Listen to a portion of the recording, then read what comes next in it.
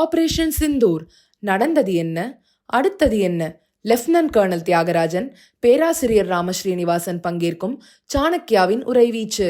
June 29 ஞாயிறு மாலை 6 மணிக்கு கிகானி ஸ்கூல் ஆடிட்டோரியம், RS புரம், கோயம்புத்தூர். அனைவரும் வருக, அனுமதி இலவசம்.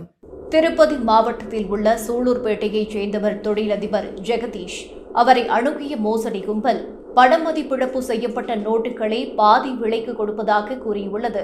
அவசர தேவைக்காக பணம் தேவைப்படுகிறது என்ற அந்த கும்பல் அந்த நோட்டுகளை தாங்களே வாங்கி சட்ட ரீதியாக மாற்றி கொடுப்பதாகவும் கூறியுள்ளது.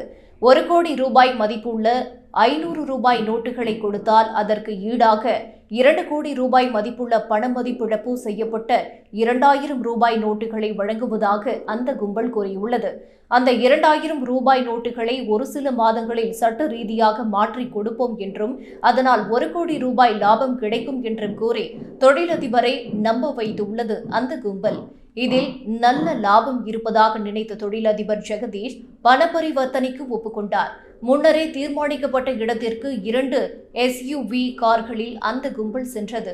அங்கு தனது கூட்டாளியோடு ஜெகதீஷ் சென்றபோது மோசடி கும்பலை சேர்ந்த ஒருவர் பேச்சு கொடுத்து அவர்களின் கவனத்தை திசை திருப்பியுள்ளார். இதை பயன்படுத்திக் கொண்ட மோசடி கும்பல் ஜெகதீஷ் வைத்திருந்த 1 கோடி ரூபாயை அபகரித்துக் கொண்டு காரில் ஏறி தப்பியோடியது.